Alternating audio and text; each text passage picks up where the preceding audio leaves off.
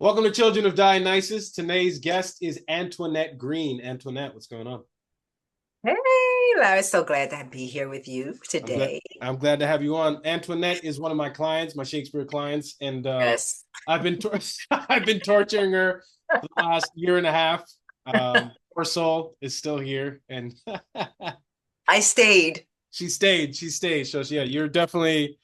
I look forward to our sessions every week because A they're little a lot of fun. masochistic I am, I know. Yeah, Yeah. we all are. We're actors. Yes. So Antoinette, it's great to have you. How's your day going so far? It's going. I went out for a walk, did my 5 miles, came back Okay. in and waited for you. Yeah. Thank And you. that's good. I will always wait for you, Laris. I appreciate it. Are you fasting? I know that you fast sometimes. When's your fasting?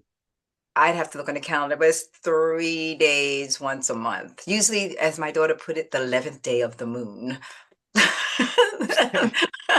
So I got to count the 11th day of the moon, or the 11th day. I think it's from the new moon. I have to look at the full moon, whatever. But It's some significant for her, and it works for me. And I do 3 days and starve on the third day. So so it's the 11th day of the moon. It doesn't actually have a date every month. it's a date every month, but you have to look at the calendar because full moon or the new moon, it's different days. So you have to go on the 11th day. So usually I do the 10th, 11th, and 12th day to make 3 days. So you go by a lunar calendar. Yes. I didn't know they had those. Okay. Yes. It's on my So phone. I can tell you if you want me to look on my phone. tell me, let me know. I've I'm never gonna heard. let you know. I'm gonna let you know. Go ahead. While you talk, keep talking. I can talk and look at the moon. Yeah, no. So Antoinette, you've been training with me for about a year and a half, and Yes. it's been really, really good. Talk to us real quick about some of the stuff that you learned from Shakespeare in our lessons And you're together. teaching? Hmm. Well, don't I cannot even think now why I came to you or how you even found me to ask for a class. And I think I ordered your class. And I took a Shakespeare class down here at the Shakespeare Theater. I'm in DC, and the Hmm. DC one a long time ago. And it was a little enjoyable, a little bit scary, a little bit everything, but it was fun, kind of fun. I took, a comedy class. And you who have been professionally trained, I've probably been professionally trained as many classes that I have taken. Um, Hmm. but I came to you and first we were it was me and another girl and it was kind of good. And then you were like, well, we have to do it privately. So, which was better for me probably because you could pay more attention and listen to my sounds. And every time I made him, he would hear, nope, nope, nope, nope, do it again.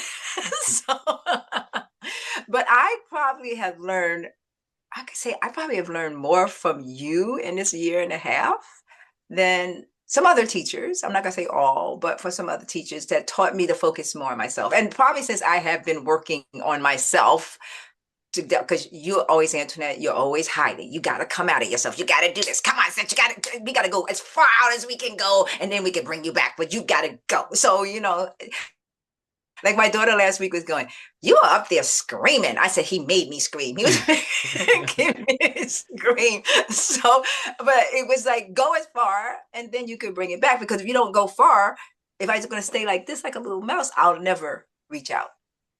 Right. Because if you go this far and you got to play a mousy part, you have that range to go from. But if you don't have that range, how do you know to go? And yeah, even though I think of you like my son, but I have to listen to you.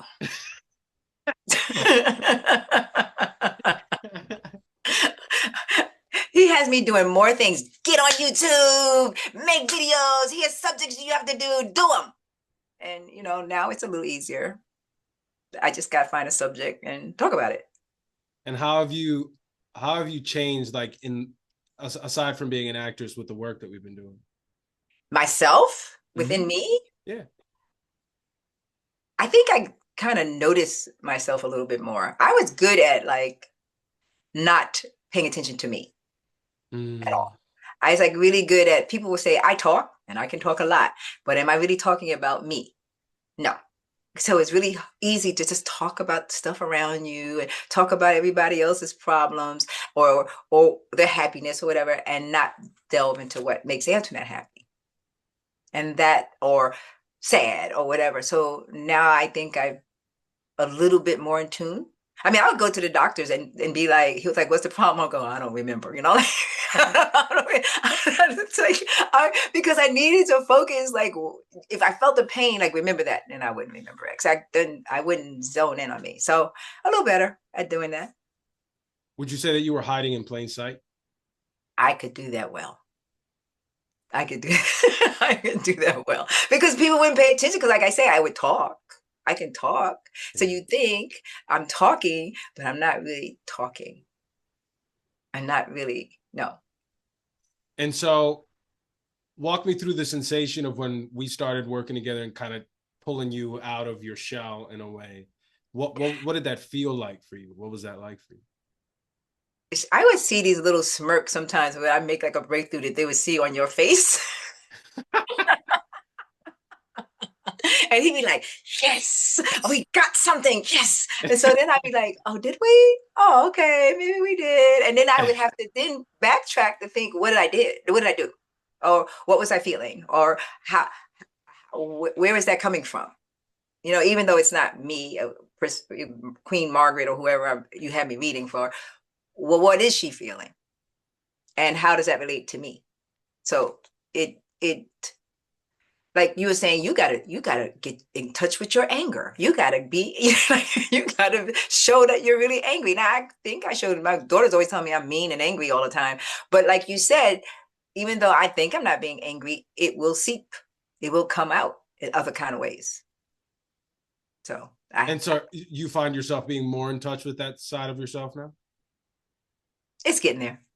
It's good. It was so funny because like you would have this breakthrough, this moment where you would feel and be like, yes, and you're like, it was fine. It was fine. It was fine. It was I I was couldn't like, even admit to it, right? I had to dig deep in there to get an emotion, but I it's think fine. We that's got why there. I think that's why you like me. I must be a challenge to you or something. Oh, I'm gonna get to her. No, Let me think. Go ahead. you know what it is even though it was uncomfortable for you, you kept showing up every week. You I know, a lot know. of people would have quit. Like I've had clients where, you know, they work hard and stuff like that and they're doing the work, but then when you get too close to the To core, the them, essence of it, it scares them a little bit and they back off. I mean, I understand that, but it's like you just got to sort of keep sitting out there and getting accustomed to the discomfort for in order for you the thing to really you know, feel. like what am I thinking of? What technique? Meisner, right? Mm-hmm. So Meisner, you're kind of like supposed to like your feelings and you're in the imagine. And I remember going to this one class and I took a friend, and when we left, she said, "I'm not going to class for this therapy." And I was like, "You thought that was like therapy? But it's you. So how do you get better if, like, again, you have to let it out. So Yeah. if you're saying you're an actress, but you're like, nah, I don't want to do that. Well, then what are you doing?" Yeah. So, and you have to detach yourself from that's you on the stage or that's you on the film. That's not you. You're that character, but it is you coming through, but it's not you playing.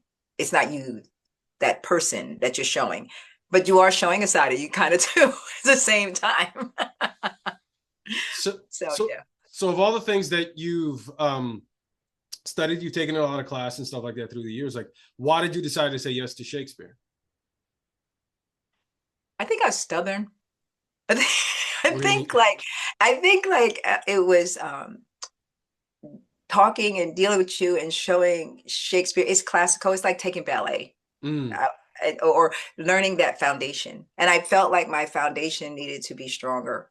mm, Like I wasn't, like you said, like I wasn't college for 4 years and conservatory for 2 years and like all that stuff that some people have. And sometimes I used to be a little jealous. Like, oh, they went through all this and like I'm a facade. Like I'm a lie. They're the ones that study and they understand all this. And I have to also understand that a lot of it comes from life too. You have to bring that life into it that was yours. But then I had to learn to release that life because I'd be mm. holding on to it like, no, I'm not letting that go. I can't let that out. You know, so but I think in my case, I have to learn to let go more. Because I always would say, I don't have an imagination. I don't have an imagination. They are so imaginative. Where do you come up with this stuff? I think I blocked that in me as a kid because I remember as a kid playing and playing house by myself or playing this or playing all this like spaceman and all this stuff. And then where did I go? Life destroys it for you. Life pounds it down. Like if you have a parent, my mother loved us. Granted, she would expose us to stuff, but it'll be like if you're singing, oh, we don't have no singers in our family. Don't sing, please. You know, like so. Yeah. Even though you might not want to be a singer, you're still expressing.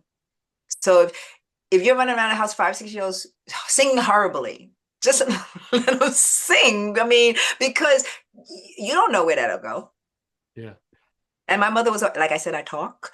My mother was always telling me to shut up, stop asking people questions, stop doing this, stop doing that. Because I'd go up at 5 years old and be like, "Are you married? How many kids you got? How many?" And I would ask like all these questions. And she was like, "Oh my God, this child is so nosy." And I told her one day, if you had left me alone, I could be Oprah right now. But you just, she always telling me to be quiet. So I had to learn not to ask questions, and I still do ask a lot of questions though. But you get a thing in the back of your head going, "Stop it, stop it, stop it." You don't need that. Has that voice diminished a little bit for you? Yeah, I mean, her voice saved me a lot of times, but her voice has also stopped me a lot of times from doing stuff like, "Oh, you can't do that," whatever. So yeah, it has. So, but it's not as strong. What? My mother hasn't been here for 30 years, so if I'm still listening to that voice, had to be real strong, right? I'm still carrying it Yeah. 30 years. I still got it going. What are some of the things you find yourself allowing yourself to do now that maybe you didn't even a year ago? I think like I can express myself before, like I used to hold a whole lot of stuff in and like say the guy that I'm dating, he's an artist. And before I would just be like, just tolerate stuff and just do it. Now I just walk around fussing all the time. Or like, I don't like this, or I don't want this. Before I would just push my feelings aside, do what you wanted, and then go, okay, I can fit my stuff in later. Mm. Now I'm more into, no, I'm going out for a walk. No, I have this to do. No, I'm going to do this. No, I'm going to a play. I bought a ticket. If you want to go, you don't want to go, okay, bye. So I just and sometimes I don't even ask because I think you don't want to go, so I want to go, so I'm going. So I think I'm finding more time for me So it within sounds, my head. yeah, it sounds to me like you're putting yourself first, like you're actually taking what you want into Right. consideration. Yes. A little bit more. Betterer. No, I am doing it a little better. And was that generally just because of the work that we were doing, or other things that you're doing in your life? Well, you know, like I said, after my husband passed, which was 7.5, like over 7 years ago, I went through a major change because I was working still. I worked for a tech in television, and I was a business agent with the union. I had a husband who had Alzheimer's, who was home. I had a daughter who was in the midst of her drug addiction. I had picking up my grandson, and I still would throw a little sprinkle of some acting in there, a little bit if I could fit it somewhere. And that I remember that December, I was like, I'm not being a business agent. That January, I was like, whew, that February, he passed. That March, Mm. I went to Thailand, and I had planned this trip, and when I was going to cancel it, and then when he passed, I'm like, I gotta go. So I went away for 2 weeks. I got back that April. I kicked my daughter out the house. I was like, you gotta go. I'm not Wow. dealing with this, and you're grown. My daughter wasn't a child. She was like in her late 30s, and I was like, you gotta go. And that May, I retired from work. So from within those 5 months, my whole life changed. It went from Wow. total chaos to total nothing. I was in the house like by myself going, well, what just happened? Like, what's going on? And then I remember I had this one teacher who told me to read The Artist's Way, even though I never really finished it truly, but I did go through some of it, and the journaling and the going into stuff, take yourself out. And I started doing those things. So it started making me remember, like, where do these little things come from that hinder me? Like, why do I feel not worthy, or why do I not feel like good enough? So all that kind of stuff came out. So like I said, I'm gonna be working on myself till I drop dead. So Mm. I know that. And every day a new day is changed. But what I did learn to try to do better these days is stay in today, stay in the present, because like my daughter's life, she's clean. She's been clean for the last 6 years. Good I'm for very her. happy for that. But she would say, Mom, if you stay too far in the past, you get depressed. If you go too far in the future, you get anxieties. So what good is that? So you can make a plan for the future, but then leave it there and then stay here today. So as it comes, like today, like we were supposed to do this, and you're calling, you're like, Antoinette, I'm going to be this. Oh, can we move it? And I'm like, all right, I'm good. You know? And if I couldn't, I would say, I can't. We have to do another day. So I try not to, I would be crazy before. I was a stickler. You got to stick to some black planet. I like to plan all these things in little blocks. And then when you move that block, it throws everything off. And I would have a headache. Oh So wow. now I would be like, okay. And it's really good that I'm retired because I can fit things a little better in my day. Yeah. But I don't go as crazy. I get a little sometimes, but usually, and it may be more from being disappointed than like Mm. my schedule if I really wanted to do something.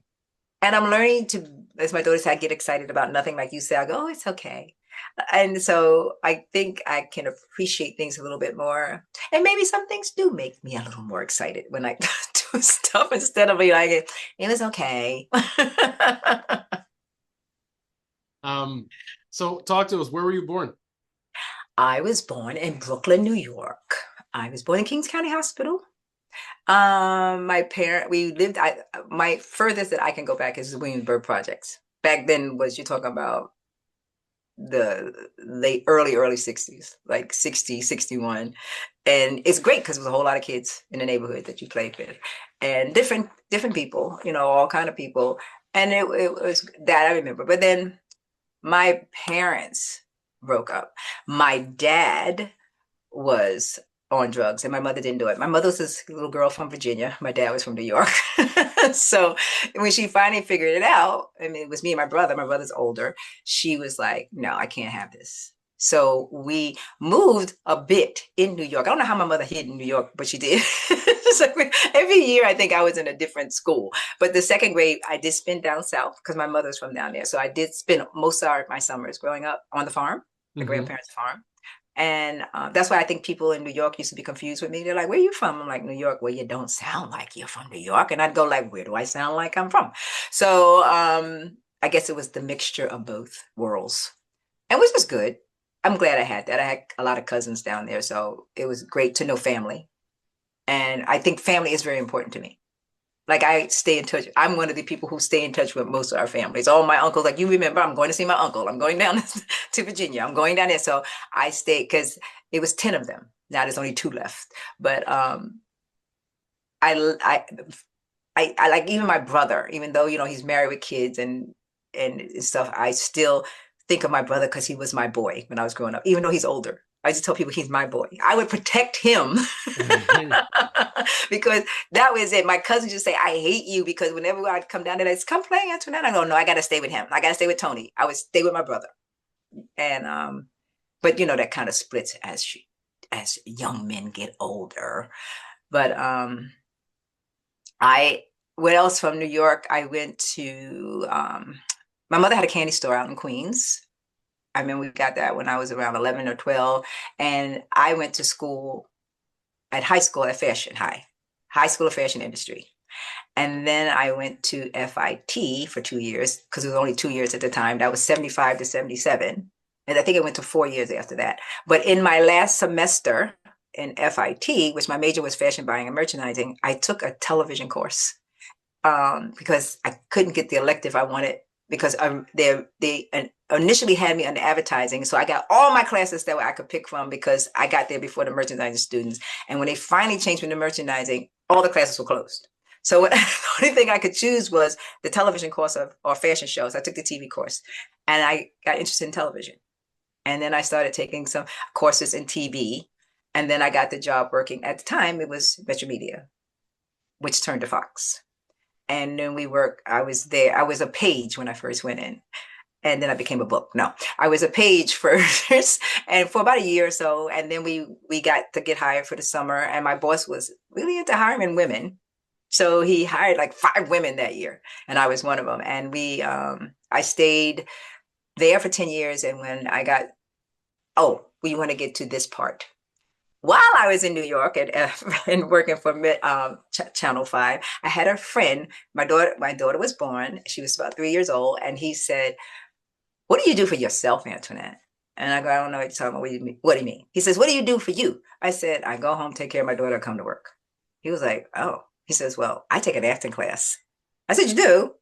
Where do you take an acting class?" And he goes, "Oh, down at HB Studios." And I was like, "You do? That sounds really interesting." Because I always wanted to be a dancer, but my mother at the time couldn't afford to send me to dance school. And then when I did take dance, but I was older by then. So I went in and registered for some classes at HB Studio. And I went down and I took that course. And I was, like I said, married with my daughter. And it was a little scary. I had never done anything like this, so I did it. And then I took a commercial class at Weiss Baron. I don't know if you knew that. It was like a Mm-hmm. commercial course. So I took some commercial, and my husband would help me because he's so great at lying. He was great at being an actor. He could just tell me stuff to do, but he would like help me some.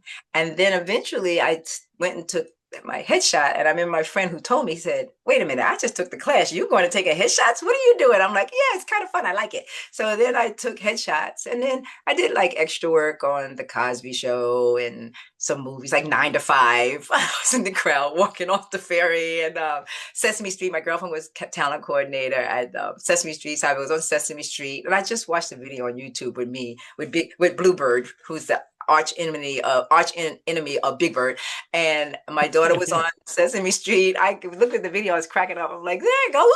We were all screaming in the laundromat because he kept stealing everyone's socks.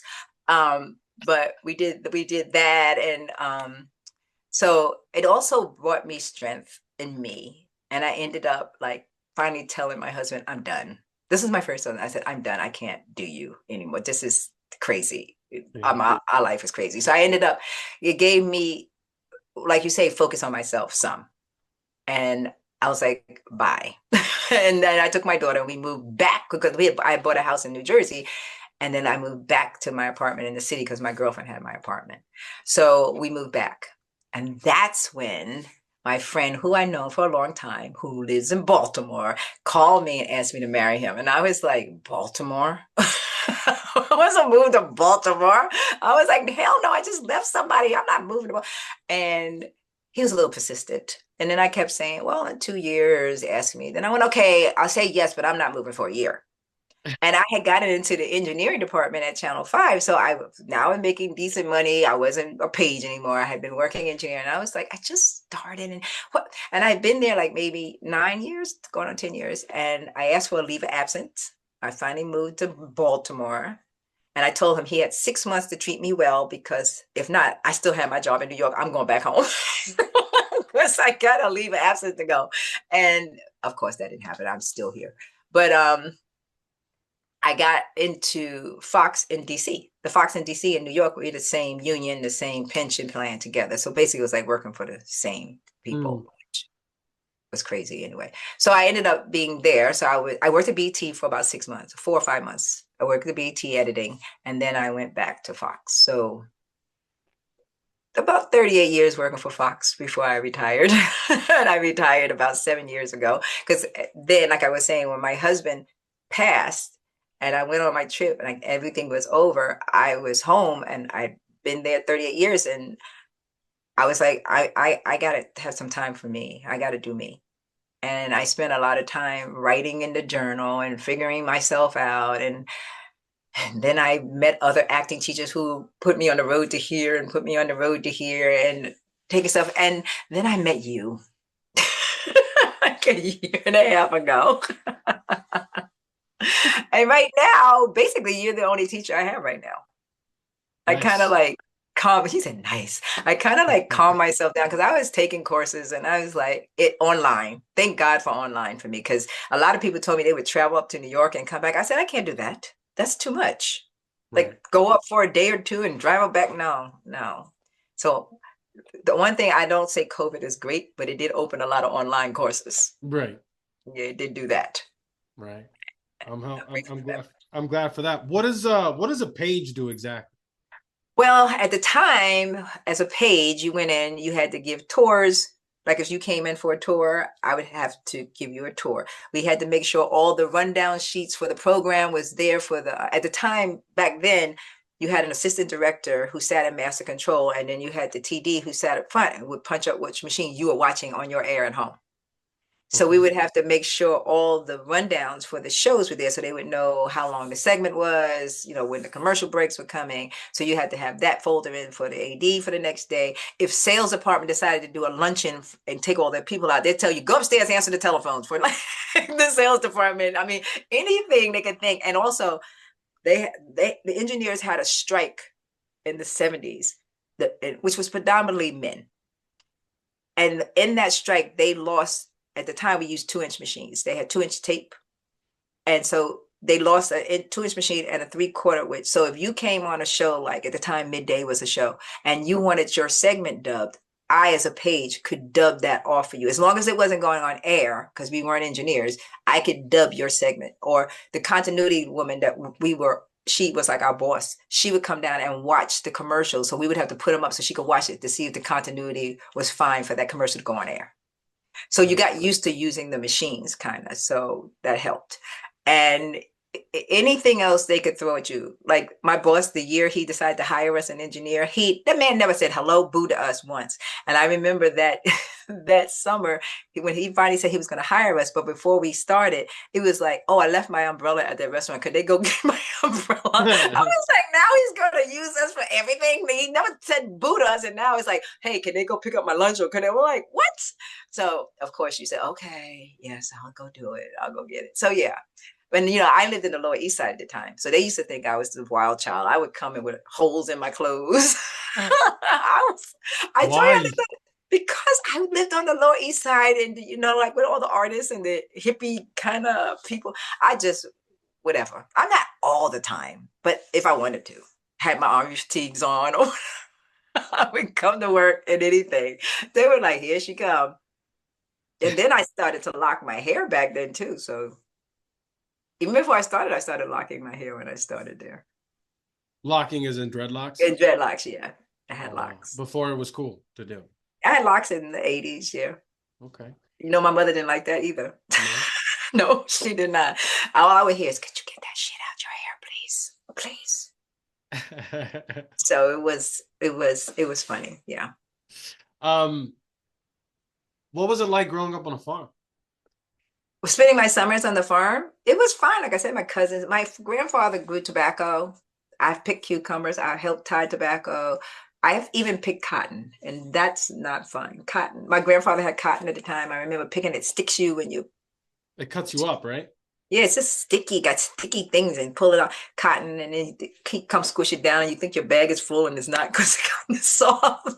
But I also learned about my grandfather, which I didn't know. He was very entrepreneurial. He did like there was a cucumber thing where you go and you sell your cucumbers. And my grandfather would come. He was very quiet, but he was, to me, when I look back at him, he was a funny man, but he was very quiet, very stern, thin, and he would pick cucumbers with us, and we'd be young, picking the biggest cucumbers and putting them in the bag. And he'd pick like all these little cucumbers and we're like, look at Granddad with them little cucumbers, right? And then we'd get to the mill. And he pours in and he make more money than we did. And we didn't realize that they wanted the small ones. They didn't want the big ones. They didn't want the big ones. They wanted the little ones. And we're like, so like, how come you didn't tell us that? You making the little ones laughing at us and you make more money. And he would laugh. But later on, my uncle told me, your grandfather is the one who put that mill up to give people work. I was like, oh, I didn't know that was his doing. And like the store, it was like the neighborhood store, which I thought was my grandfather because he ran it, but it really was my uncle's. And my grandfather ran it when my uncle went to the army.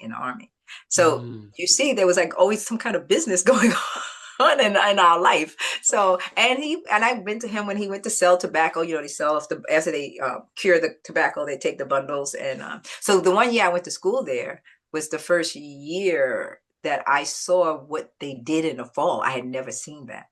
I didn't know they slaughtered the pigs and they killed the cow and they did all that for the meat that they put in the deep freeze and they did like all this stuff. Cause I remember like, so this is what happens when we go home.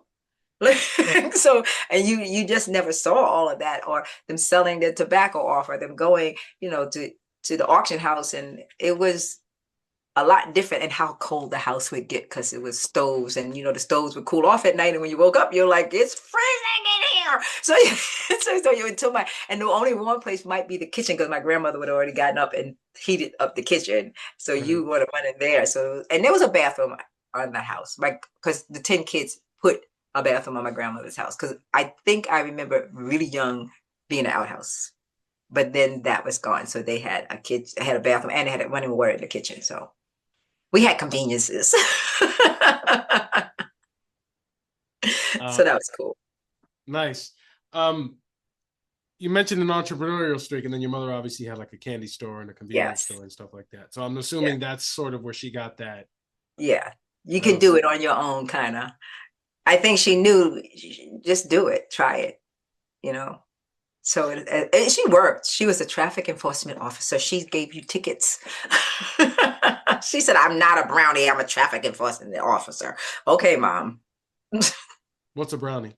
You did a long time ago, they were called because their uniforms were brown. Mm. And that was like their nickname. Oh, here come little brownies. They would wear like this brown and give you a ticket. So no, yeah. And so, how does that shape having a mother who was entrepreneurial back in the '70s? I mean, it probably wasn't commonplace to see that. No, because where we had the store in Queens, my mother and the shoemaker down the street were the only black owned in the neighborhood at that Oh, time. wow. So my friends always thought like, I remember once they said, how come your mother has a candy store and you never come to school with candy? And I'm like, I never thought about that. So I remember going in the store trying to fill up a bag, and she caught me. She was like, where are you going with my profit? You better put that candy back. And I never, ever, ever took candy. I was like, my mother said, no, no, can't do it. Can't bring out candy. Oh, wow. So the kids trying to get you to. Bring some candy to school. Your mother got the candy store. So So, when did you discover, like, when did you start to sort of delve into acting? like I said, when I was working, and then I did that. So when I moved here, like I said, I had locks in my hair when I moved down Mm-hmm. here. This wasn't the look back in, like, I moved here in 89. Okay. I still kind of went back and forth to New York a couple of times. It was kind of hard. My daughter, but and also at that point, she was like 5 or 6, and I thought I needed to spend more time with her. Mm-hmm. So I kind of slowed down and I didn't do that much. I did little things like a couple of PSAs down here and stuff. But like I said, with dreadlocks in your hair, not really the look. And I think when she was about 9, I was about 35 at the time. I remember I said, I can't control anything in my life. My life seems like it's going crazy, but I can control my hair. So I cut my hair off. Now, my mother had been begging me to cut my hair forever. I didn't tell her. I was like, I'm not telling her. She's too happy. She got off the train in Penn Station in Baltimore and screamed in the train station. I said, see how happy you are, Ma? That should not have made you so happy. It's just hair. I said, that's why I didn't tell you, because I knew you were going to act like this. But yeah, but because she'd always say things like, please don't let me die with that stuff in your hair. And I'm like, Ma, if I cut it, you might die. No, I'm not going to do it. And then after I cut it, she died 3 years later. So I'm kind of glad I had done it, because at least she might have gone. I don't know, that made her peaceful, but I cut my hair off. So she was kind of happy about that a little bit. So you don't you right, you took a little class here or there and stuff like that. What did you ever get into shows? Did you ever get I know you talked about the background stuff that you Yeah, were I did doing. background stuff. I did, like I said, PSAs, and then I had stopped. And then when my daughter became a teenager, more so, I realized she don't want to be around me anymore. I was like, she had her friends, and then I kept saying, well, what did I used to do? So I said, oh, let me start again. So I started again. I started taking little classes, and I'd get a little bit more independence here, Mm-hmm. like little independent films. I would do, and then one woman, Lee, she was the sweetest little lady. She called me out one day and said, "This woman, we're doing this play." Now, I've never done a play. She was like, "We're doing this play," and it was a women's festival in DC. There was a Right. whole woman, the whole month of women doing plays, directing, whatever. And she said, "The woman back, can you come do this part?" And I'm like, "Me? Theater? Well, okay." So like, what do they say all the time? If something scares you, you should do it. Mm-hmm. I'm not jumping out of a plane. I don't care what anybody says. I'm not doing that one. Right. But so I was like, okay. And we did it at Howard at the Aldrich Theater, which is now Chadwick Boswick Theater. But and the crazy thing is I did 2 plays that for that festival. The first one was called Matter of Worth that we did at the Black Box. And then at the end, I did the one that she called me about. For never doing any plays and doing 2. and once here and then at the end, I don't know how I did it, but I did it. So it's interesting, but I always tell people theater scares me because a couple of people, I remember one time a friend, this woman, if you know Vagina Monologues, the same woman wrote a monologue book, a book on monologue something. And Okay. this woman, she was raising money for the drumming girls, these girls that drum here. Mm-hmm. And she said, would you want to do one? Because we had done some extra work or something. And I was like, okay. And she said, some are longer, some are shorter. Well, Antoinette, the one I got you is longer. I'm like, what? So then she says, but it's got a son in it. So what we could do is give it to a son and you. And I was like, okay. So I remember we had to switch mics. And I got my mic and I said, I'll go on the stage and put the chairs up while the other person comes off and gives him his mic. And I started saying what I was going to say. And we did it at the Busboy and Poets on 14th Street because they all have stages. And I remember the lines, I just went black.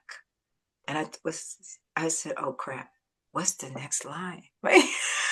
So I reeled back and I said the line again. And I remember saying, if this line does not come to me by the time I finish this line, I'm walking off stage. On the stage. And he had a clipboard in his hand. And he said, why didn't he said, I should have had the lines with me, but he didn't. Right. So he couldn't even help me. And when I reeled back and I started it again, it all came back. And I was like, that is so scary to be on stage and your lines just disappear out your head. You're like, Right. now what do I do? And there's nothing that other person, but it did come back to me. And I remember the girl before me, who I love, she does theater all the time. They would underneath her throwing her lines because she kept forgetting her lines too. And I'm like, this is a mess. But I did it. I was proud of myself. But I remember when we did the other play for the Love of Oscar at Howard the second time, I was fine the first show. I was fine. The second show, I don't know where, again, that happened to me. And the girl sitting next to me, instead of her, if she had just went to her next line, I probably would have caught up. But Yeah. she was sitting there trying to tell me what my line was, like whispered to me. And in my head, I was thinking, that's not the next line. That line, I'd be standing up. I'm not standing up. I'm sitting down. And so finally, I screamed on stage. I just went, ah! And I skipped the whole page and went to something else. I don't know where I was. I just totally just went to a whole nother page. And the director said, I was sitting there trying to go like this, tell you your arm, that was your next line. And I said, you think I saw you? I didn't see you. I didn't see anything. That's why stage is so scary to me. And Shakespeare stage. But why am I doing it with you? I don't know. It's like punishment to me. When we first started training in Shakespeare and stuff together, what were some of the things that you didn't really get, or things that you started to have trouble with the work? I think everything. You have all your stances, you got your rhythm, you got your rhymes, you got to say the words like this, you got to you got to break up. And I'm still doing that, but it feels a lot better now. Where before it was like a foreign language. And it is kind of, because it's speaking differently. And they do speak differently. Who talks like that now? No one. No one talks that way. But it also makes me pay attention to my words and endings and all, all of those. Because I don't know if I do it natural. Just I don't even think about it so much, but I think that it's there for me to finish my words because I can talk really fast and swallow my words. Right. So I'm working on not swallowing my words. Like my brother had a stutter, and I think it started when he was young, from when my parents broke up. So he will talk like this to make sure he does not stutter. So that used to be crazy, but I know that's what he did to slow himself up. I never slowed up. I still talk really fast. But you should be able to speak fast and say your words correctly, right? Correct. Correct. See? Um, how has some of the classical work and stuff benefited the film and TV work you're doing? I I think I'm a little bit more open, What do you mean? like to being receptive to the other person talking, like Okay. not focusing in on me, Okay. focusing more in on the character. Hmm. Like we had to do this scene, a movie we just did, and she was breaking down. It was funny. Every time she broke down, I broke down. So she was like, "Oh my gosh, you were just making me so sad." I'm like, "No, you were making me so sad the whole time." And I was like, she said, "Every time I looked at your face," I was like, "And every time I looked at your face." So we just were like, I guess, acting off each other. So which was good because it happened at each time we did the scene. So it is hard when the person makes you do it 4 or 5 times to keep that up. So you either have to be listening to that person and going with them. Because if you're focusing on yourself, like, I have to cry or I have to do this, it ain't gonna work. It's just having to listen to them. So you're saying it sounds to me like your concentration, Yes, my focus. your focus and your concentration. That's what Yes. improved from it. Yeah. Okay. Um, and I mean, you were in a couple TV shows, some Mm-hmm. major stuff. Like, talk to us about that experience for you. Well, when I did We Own This City Mm-hmm. on HBO, I played Mayor Pugh in episode 5 and 6. It was funny. I auditioned. It was a local casting. So when I did it with Pat, I remember it was online, and all you see is black, and you're talking to a black screen almost. And she read with me. I don't know if I saw her. Maybe I did. It wasn't Pat. It was her assistant that read.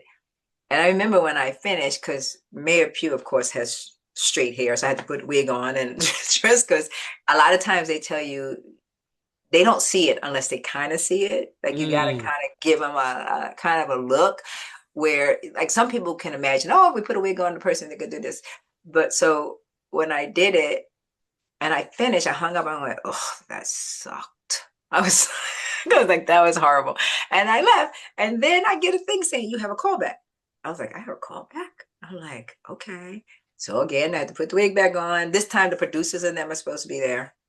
And again, the black screen, and I did it. And when they hung up, I was like, that sucked. And I was done. And then I get an email saying, it was a little confusing though. They're um, what is the word they use when they like are holding a few people for a part? I can't think of it. Pin or Yeah, put pin. you on a They said bench. you're pinned for the part, but we can't give you a. They said you're pinned for the part, but we can't give you a date yet because we can't give you a contract yet because we don't have the dates. And I'm like, Right. pin can't give me because that don't make sense. Pin means like there's 2 or 3 of us and you're thinking about it. Not I can't give you a contract. And that was early summer. So by August, I still hadn't heard. I'm like, what are they doing? So I finally, because I didn't want to bother her. I know she was casting. So finally I called and she goes, no, no, no, no, no, you still in. We just want to make sure you're still open. I got called to shoot all 3 of my little scenes. The last day of shooting in November, from June Wow. to in November, and it was the last day they were shooting. One scene was outside; it was freezing, and they were like, "Oh, you don't need any stockings anymore because they have you in a dress." I'm like, "Give me whatever. Give me stockings. Give me anything because it's freezing out here." And we did that scene, and the other 2 scenes were inside. But it was great because there was some really good actors. But the good thing is the guy who played the police commissioner, Delaney Williams, or William Delaney, whichever way you want to say his name. I used to take class with him, so I knew him. So it was Mm. good being across from him because I already knew him. So I felt comfortable. But everybody else was really good. So it was great. It was a great experience to know, okay, that I wasn't like being a chicken or not knowing, like feeling like, oh, these are better actors and I can't do it. I just felt comfortable. Because you want to realize they're people too. Right. So it's not like there's someone above you. What I mean, was that your first co-star experience or guest star? Probably I did go down and shoot something with Tyler Perry, which never got on. Mm. And I had lines. That was crazy. He just goes around and he goes, okay, are you the one that's doing this line? Yeah, okay, say it. Okay, say it. All right, okay, shoot it. We're gonna shoot it now. All right, we're going. It's like, all right, that's it. And then they didn't even use that scene. They kind of skipped over it. So So he directed the episode you were in. he directs everything. Oh, I didn't know. Okay. He's there for everything. He writes it, he directs it. Uh, great. So what else? What brought you to the conclusion? Because when you're on a recurring and you maybe don't have that much experience and stuff like that, and then you get on an HBO show. I mean, a lot of actors that could throw them a little bit. So what made you be like, what, they're people too? How did you calm yourself from that experience? Was it an experience where you got it, you were like, oh my God, I got it? Or you kind of chill from the beginning? I'm always a little nervous, but when I first got there, but you get there early in the morning, they're pinning wigs and stuff on you, putting clothes on you, and you just doing everything. So I think when we were outside, it's funny because some of the background people I knew, they're like, so you're like, hi. And you know what? It was funny because I had told a friend of mine to try. I was supposed to be in that scene. I'm introducing the new commissioner. And that's what she did in real life. So I'm introducing the new commissioner. And I had sent a friend who kind of looked like him, the guy, but he didn't get the part. So the guy that they hired, one to me was taller. And I laughed because I said, when he came there, they went, oh, you cut your hair. Now, the real commissioner, his name is Dionysus. So he had like kind of curly hair. He's Hispanic, I guess he had curly hair. I said, now, if you got a black man and he got a part, you got to tell him not to cut his hair because he gonna go get his hair trimmed. Yeah. So he went and got his hair trimmed, and they were trying to do something, just trying to make some curl on the top of his head. And they gave him he had 3 lines that he had to say. And they gave him 3 more lines that morning, 3 lines. So when we're standing there, I told you it was cold. It was the first thing, it was cold. And we're standing there and they put in front of me on the podium the lines, but it was typed in a little. I laughed at them. I said, you really think somebody can see this? I said, without glasses on and look down because it was typed there, but whatever. And so he wrote the 3 new lines and put it on a piece of paper at the podium, the 3 new lines. Mm-hmm. So when he went to say it, he kept dropping his head down. So eventually they were like, are you reading? And he was like, yeah, because they just gave me these 3 lines. And between each break, I would go, say the line, repeat it. Because I said, at least if you could do the first and last line, because the other 3 you knew, the first and last line, if you got to drop your head for the second one, fine, but then pick your head back up. I think the more they did it, the more nervous he got. Yeah. So he was not learning those lines. He couldn't learn those lines. But I think because of me trying to help him, it took the focus over me because I wasn't thinking. I was just trying to get him to get his lines. I was like, say it, repeat it like 9 times. Say it. I was going to say it. And then he just could. So eventually they came up, they go, okay, you're fine. You can leave. They said, all right. They put the lines they said, say the lines. So if you see the scene, if you ever seen the scene, I introduce him and shake his hand. He walks up and starts talking. They put up a slide about how he goes to jail. You don't see him. They never go on a close-up of him. Wow. So they feel like, we got it. We'll fix it. And I was like, oh, because they were like, we don't have time to stand out here and get him to get the line. So yeah, it's kind of important to learn those lines. I know, like I said, he knew the 3 lines, but he just didn't know the 3 new lines. So it kind of. Were they long lines or were they shorter? No, they weren't that long. He just couldn't get them, I guess. So, and like I said, once you get nervous, them lines they're gone. They just not gonna stay there. They just you just now you're tense because you think you're making everybody tense, so it just tenses you up. But you didn't have that problem. Well, I say I got the part in June. I didn't have to go on till November. So I had my lines. Even the lines for the audition, I read more lines in the audition than I had to say. Because some of those lines were the other characters' lines, but they had me read them for the audition. No, but what I'm saying is like when you got on set, I mean, That was the you first scene I shot. And because I helped him so much, I think it calmed me down. I okay. think I was trying to help him. I just wasn't thinking. See, you take the thing off yourself. Take it Right. off yourself and put it on that person. So when you do that, you're not thinking so much about you. You're just trying to get him. I was trying to get him to get his lines. So I took it off. So when I got inside to do our thing with everybody else, I mean, you were talking to them while we were waiting. Like, why can I say her name? What is her name? Womi, the African girl that was in Sinners. Did you see Sinners? No. I don't know about you. I got to talk to you I'm after class. But not into vampire stuff, so I heard it's well, good. it's yeah. And then she was in that other show, which kind of got crazy people in it too. That one that was on HBO. You might have you Euphoria? probably, huh? Euphoria?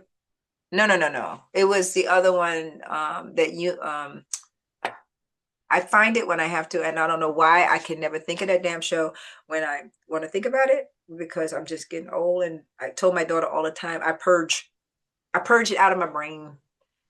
If I don't need it, I can't have all that. A Lovecraft Country, Lovecraft Country. Did you see that? No. Oh, I'm done. Okay. Anyway, she was in those. She's done a lot of shows. I think she's in Star Trek, but she was in it, the scene. But like before we went out, we were all sitting in the other room talking, so you got a little bit more comfortable with them. Mm-hmm. So it was fine. I had watched Lovecraft, so I knew who like she was. I was telling her all the men love you, and she's a healthy girl, and she thought like no, because everyone was looking at Smollett, Janae, whatever, and she's the clothes in this show Lovecraft are beautiful, and she had beautiful clothes on, and I remember friends of mine were like, oh my god, I don't want to look at Janae anymore. I want to see her, the healthiest. She's more healthy. She thought I was making fun. I'm like, no, they loved you. And she was like, oh, okay. But yeah, so I felt a little more comfortable. It was Okay. great. It was great. I love it. I love it. So you've been doing it a while. How long have you been doing it like consistently being like, okay, I'm gonna actually commit to this thing and make acting the thing that I'm pursuing? Probably since I retired, I had a little bit more time to Mm-hmm. do it. I mean, like a lot of people I know here work government jobs, so a lot of Mm. times they have personal time. They have more time that they can say, "I'm taking off to go do this." I didn't work for the government, so I didn't get like days off. And you mean here you're talking about Maryland, right? Maryland, in Yeah. DC and Maryland, so a lot of them could say, "Oh, I took a day off. I had personal time, so I went up and did it, or I did it." I didn't have it like that, so it was hard for me Okay. to try to do stuff then.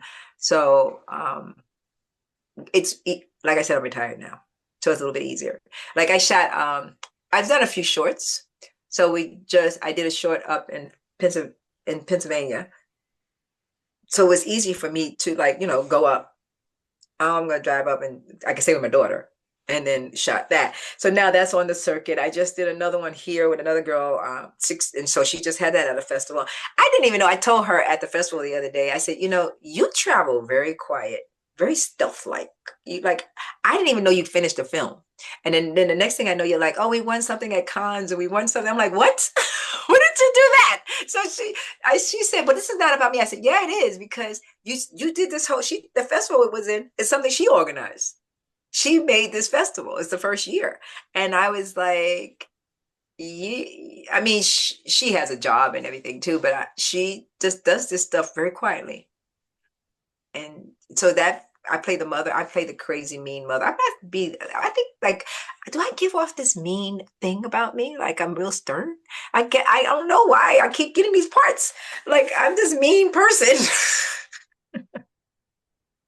I told you it's it's the shadow. The shadow. That's why you give me Queen Margaret. So I give you these really mean women. So great. So you've been doing it 7 years. What 7 years advice straight, but if I can go back, it's been 30. But go ahead. But 7 years since you were like, okay, I'm actually going to pursue this. I'm going to Right. put my energy into this. I mean, but it sounds to me like since you were a little girl, or at least you were, a teenager or an adolescent and stuff like that, you had kind of inklings of performance or entertainment or something, My right? It dad was would kind of one take of that. us, my dad and my mother, even though they weren't together, my dad would, when I got my father back in my life when I was about 12, he would take me to off-Broadway plays. So I'd go Nice. see Black Girl off Broadway. I'd go see like these plays over, and he took me to see the Me Nobody Knows with Irene Carr. She was like the same age. She was a 12-year-old chubby little girl. She was she turned to be this little skinny thing, but she was like this chubby. And I remember sitting there watching it, going, oh, I could do this. And I really liked that. It was in my head, but I was scared to. Like when I said I went to high school of fashion, I really wish I had gone to the performing arts. Oh, But wow. I was scared because you had to audition. And then I found out my friend said, oh, I didn't, I just did. She went and I said, but what did you do? She said, oh, and she got in. And I'm like, if I'd have known that, I mean, but I was scared. The only thing I had to do for fashion was take a test. Right. So that's what I did. So I think I was really, really nervous about that stuff, but it probably was in the back of my head to want to do. So would you watch movies, plays, and stuff like that as you were working for the TV station and stuff and be like, oh, I kind of wish? Or did it just sort of, you just got caught up with life, like raising the family and doing that? I think I got a lot caught up. I would go see plays still because, like I said, my mother took us to Broadway. We go Mm-hmm. see Broadway plays with my mom, and then I would always, even the station when we worked for Channel 5 in New York, they always got broad tickets, so we would Mm. always go see plays. Didn't have to pay for it, which was good. But I remember seeing The Wiz with Stephanie Mills for like $13 and being like in good seats. Wow. Now $13 for a ticket, that would be your bus fare to get there, maybe. Yeah. not, not, That's not the that's one drink at the bar. yeah, maybe, Maybe. Yeah. yeah. But that it was. So you went. Me and my friends. My dad would take us. Me and my friends would go to see plays. Right. We were into go out to eat and go see a play, or go to a movie. So we did that. So it was in me to do that. And it was funny because I remember a reporter at the station once here in DC. I guess I don't know what she thought. And I said something about my mother taking me to plays, and she was like shocked. Your mother took you to plays? And I would say, why, you think little black girls didn't go to plays? I said, yes, my mother took us to plays, and my dad took us to plays too. So I'm glad that she gave us that. That's awesome. I mean, a lot of kids don't necessarily have that, especially in America, like that kind of relationship with the theater. I mean, Right. you were in New York, right? So it was always here, It's I a would little imagine. bit easier. Yeah, it's easier because just the city's there and you're there. But even kids that come here, they don't necessarily go to the theater. A I lot of know. adults don't. I remember my mother taking us to see Pearly Victorious with Clifton Davis and Mm-hmm. what's her name, the singer. Well, I got to see her face right now. I can't think of her name. But we saw like plays like that. It was Easter. My mother would Easter time would come, we go see a play. It would be Mm. snow on the ground, and she still made us go go see the play. You're going. I bought these tickets. We're going. So So did your mother do that because she wanted to expose you to it, or she did it because she generally had a love for theater? I think it was an exposure. Mm. I think she knew like to expose, like, and me and my friends would go see. I told you I always wanted to be a dancer. I saw plenty of Alvin Ailey dancing. You could buy $5 tickets at that time and go sit in the top and then crawl down when it was empty and sit down closer. But I've seen Judith Jamison dance. I saw like all those people dancing, and my daughter cracked me up because she said, "Mom, I went to see a show and this little girl was looking at me. Is this your first time going?" She's like, she go, I've been this many times. I said, she's a New Yorker. You couldn't get, we left when she was 5.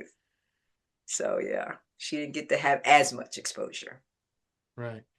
What would you say to someone who maybe, because I've trained clients that have been acting for a long time, and I've trained clients that didn't act for 25, 30 years. They just didn't do it at all. Um, which I always found was interesting. It's sort of like they get caught up in life and then a couple of decades go by and then all of a sudden they get into it. And then a lot of them find like success because for whatever reason, it's like all that time kind of comes rushing back to them. But if somebody's watching this who maybe has been caught up, who maybe raised a family, who, had these certain responsibilities, like what would you say to them to get them to move in the direction of maybe following that if maybe they didn't have that dream? That they didn't have it before. Well, I think if you truly, truly, truly loved it and there's a drive in you to do it, as long as you're not doing it for monetary reasons, you're doing it because you truly love it or something's calling you to do it. Mm-hmm. I think like get out. You never know what happens. Like you want to make money. Everybody wants to make some money, Yeah. but if but I always tell people, do what you love, money will come. If it's going to come, it's going to come. So as long as it's not killing your pocket or you taking classes or you community theater or just something to get your feet back out there, because I think I always found a comfort being around artists, be artists, painters, actors, dancers. If I go to a party, I don't know how I figure it out, but I'll gravitate to the artist in the room. That's Right. who I will hang out with. And I think because artists tend to be more open, Mm. men or and women too, they more to express themselves, not being so hidden behind like I have to act a certain way or I have to do a certain thing. It's just more comfort in themselves if they Mm. are truly doing what they love. And it's not, it's just seems that you get that from them. They've learned to express themselves a little better. Right. So maybe I see that. I don't know. When I walk in a room, or that's where I go. And then like, oh yeah, I'm a this. Oh, okay, cool. I got that. And I have always found comfort in being with artists. Even my husband would say, I know where she's sitting somewhere. She don't found somewhere. Because I will find them. It seems like I will seek them out. Maybe we see something in each other. I don't know, a spark, something. What You do you want. think? I mean, you're talking about being expressive, right? But what do you think of what do you think that is? Because I agree, it's sort of like, birds of a feather, and the energy is a certain thing. I can kind of spot it now. I went to what do you call it? Like a meet and greet, a networking event last night.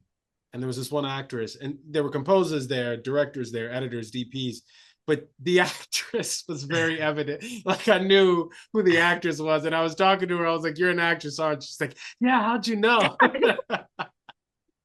I was like, "Okay." Because you're overdoing it. No. But she was very excited about being there.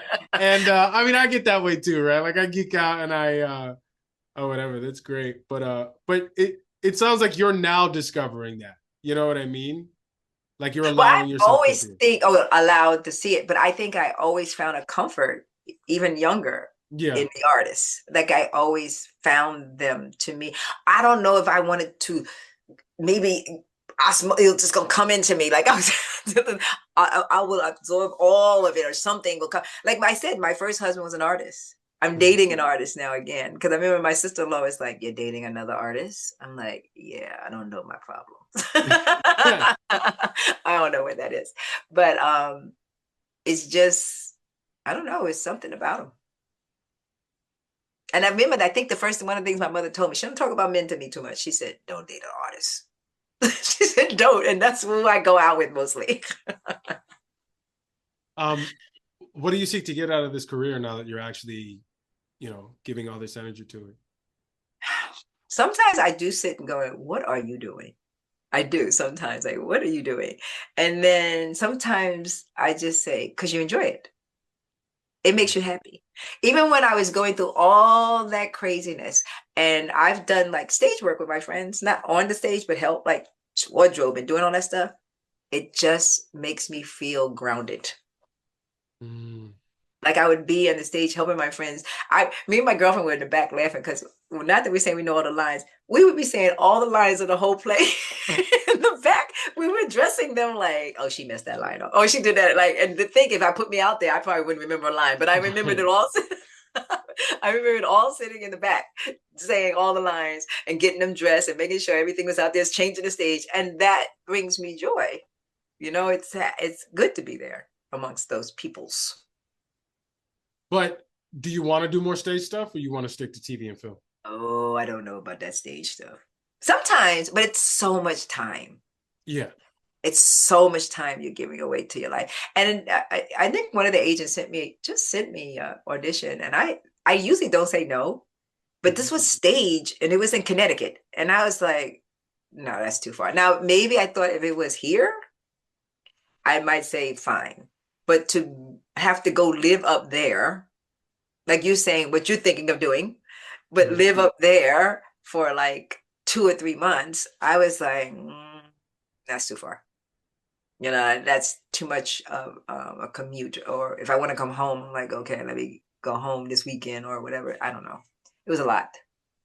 And like I said, I usually don't say no, but I said no. I said, I can't do it right now. Is there a particular kind of project that you really want to work on? Um, I did really like the one I just did. Mm-hmm. I thought it was done really well for the young people that who put it together. There's some actors that are known in it. It was even a little bit more when I looked. I was like, oh, I didn't know he was in this also. But it I more you always say you want to be with some bigger name actors. Mm-hmm. Um, because I think like with anything in life, you get better. Sure. Like it's like me playing pickleball. If I go like I play pickleball. When I go play pickleball with people who are better than me, you're gonna have to up your game. Right. You may lose, but you're playing against a better opponent. Just like with Mm. anything, if you're playing with people who are at another level, I won't say better, but another level, and where you to watch them, to watch what they do, to see what they're doing, you're like, Mm. wow, how they got into. See, I would look at people like even like Wayne Brady, or like to see him just do like ad lib or rap. You sit there and go, where does that come from? Oh my God. Like what's his name? Why can't I see his face? That played Mork, that passed away. Mork and Mindy. What's his Mm. you do know who I'm talking about? He got Alzheimer's. I know the person, if they're listening to this, going, woman, this is his name. But his brain, to think, if he developed Alzheimer's, but to think that his brain, how quick it worked, and then to get to a place where you start to see that you're slipping, Mm. that I'm, it has to like wow, what's going on with me, to see how, and not that you can be that person, but just to see it, just to hear it, and to just like, wow, that person, like Denzel, like you say, you look up to him just to see him work, just to see how that come out, Viola, all of them, just to see it, like, wow, how deep they go, and how they can just let it go and then come back. I I think like you see some people who go into the character and become that character. That kind of scares me. I can do it, but then the next when I'm done, I'm like, hey, how y'all doing? I'm like, because if you don't release it, it'll overcome you. And you mentioned Alzheimer's. Your ex-husband had Alzheimer's. But Um, really, not ex. He died. I was still married to him. But oh, sorry. yeah. Your husband who passed away had Alzheimer's. What was that experience like, having to help someone through that? I know that my grandmother had dementia, which isn't the same thing, but there's a similar Well, degenerative element what of it. happens is, it's explained to me. I think dementia is the umbrella. Alzheimer's is just a part. It comes from Oh, all of it. It's like sections, right? also dementia So is the it's the like the big thing, and then you have parts that can come out. So like with his Alzheimer's, he had hallucinations, and some people don't. Some he would get mean. He was an athlete, so it was hard to keep him setting, to be like, stay still. You right. had to take him out and make him exercise to get some of that out of him, or he'd be in the house pacing back and forth, back and forth, back and forth, back and forth. So it took a lot, because at first your whole gear is to bring them back. Like first, when you don't notice like what's going on, like what do you mean you don't remember that? We did this, da, da, da, da. So you almost start an argument. And I'm gonna tell you Mm. something, person with that, you can't win an argument. It ain't, forget it. Don't even try. Don't even try the argument. But you have to learn eventually what's going on, and to stop yourself and go with the story. So you had to learn to become creative with what they were going through because like I always told me, I remember once we were trying to go out and he had lost a lot of weight. He wasn't a big guy. He was fit because he played tennis, we biked, and he would get 3 pair of pants on. And my daughter's like, how did he get those pants to lay down and be on him? And then one pair would be buttoned backwards. Tell me how he did it. We didn't know. And we had to go out. And I remember sitting there going, oh my God, he has 3 pair of pants on. We got to get out of the house. And I was like, he said, well, they told me to put them on. I said, they told you? Really? I was like, okay. So I walked in the other room and I said, hey, can he take those pants off? and then I came back. I said, they said you could take those pants off. He said, they did? I said, yeah. So go ahead, take them off. And that's the only way I get them off because it would have been an argument trying to pull them off. So you had to learn like ways, I guess, how to get around all of that. And that was constant. Sometimes it was frustrating. Sometimes I think I would get so frustrated, I would yell, and then all of a sudden he'd be like a little boy. And I said, did I just yell at him like his mother or something? Because he said, I go, yes, okay. And I'm like, oh, that's, well, it got him to sit down. It got him to do that. And you have to learn to have humor in yourself too, because you'll go crazy. It's a lot. It's a lot taking care of anyone sick. And it's even higher, more so when it's a mental issue. Because you never know when they're going to go off. And he could go off. So will go off like violently or Yeah, he's hit me where I was like, no, we're not doing this. And that's when I finally said, I got to put him in a home. I said, I can't do this because I don't know when you're going to do that, and I can't. So I've had people who are like their wife stabbed them, or like because they might get scared and forget who you are. So they may be thinking they're protecting themselves. So, I moved all the weapons, move everything, because I'm like, oh no, I don't want him thinking something. And I don't know what he may think. I mean, he called the police one day and told them there's a woman in my house eating my food and watching my TV. What? They came. And I sat there watching my television. I finally got up and they were like, oh, you are here. I'm like, yeah. He said, you were next door. I said, no. They're like, what's wrong with him? Because he didn't look, he was not that old. Yeah. He was like 60. And at that time, and I said, he has Alzheimer's. And they were like, oh. So I was like, yeah. So yeah, it's just, yeah, it was interesting. It was an interesting 8 years. What outlet did you have for that?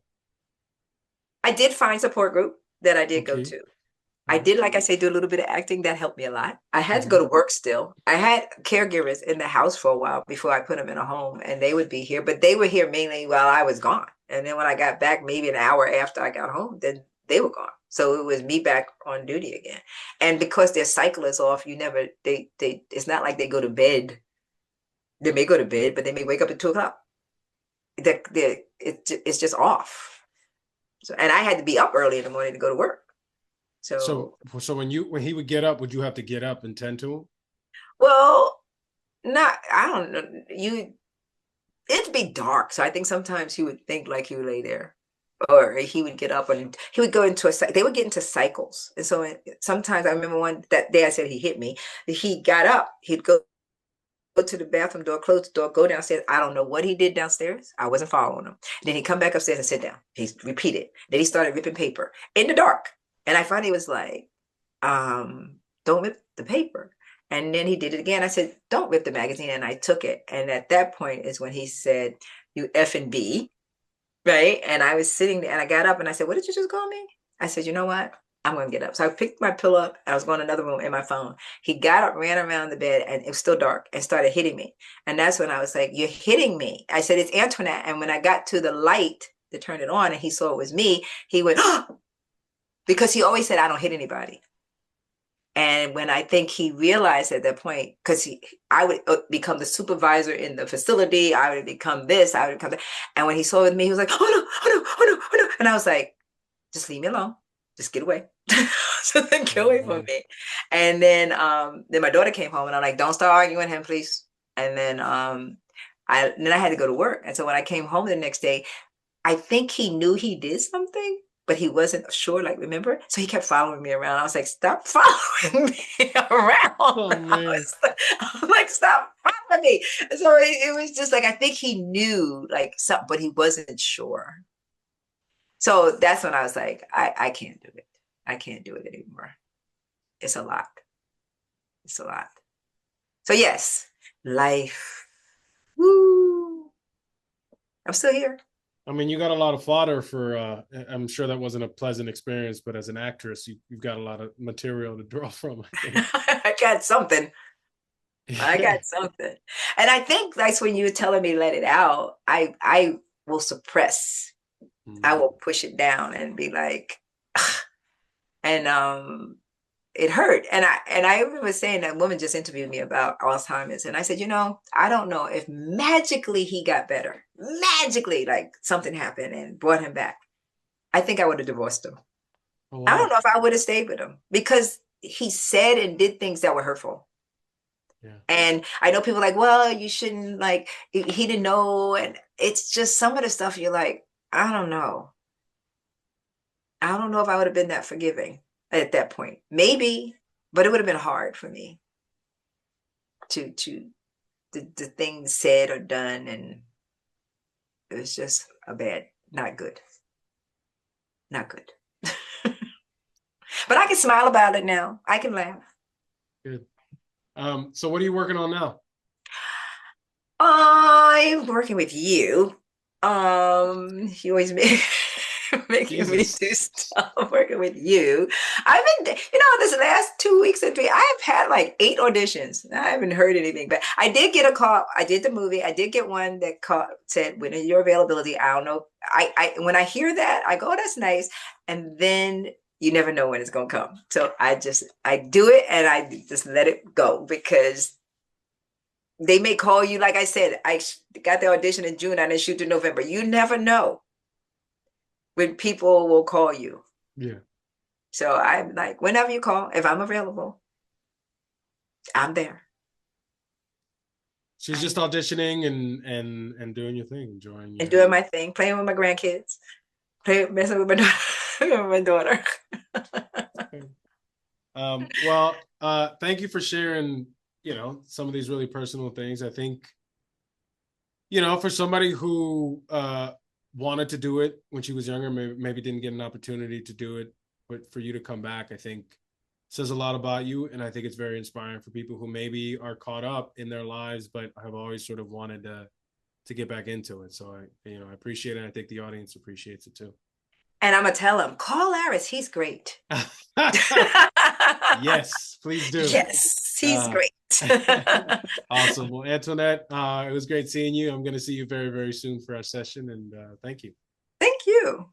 All right. Talk soon. Bye. Bye. Peace out.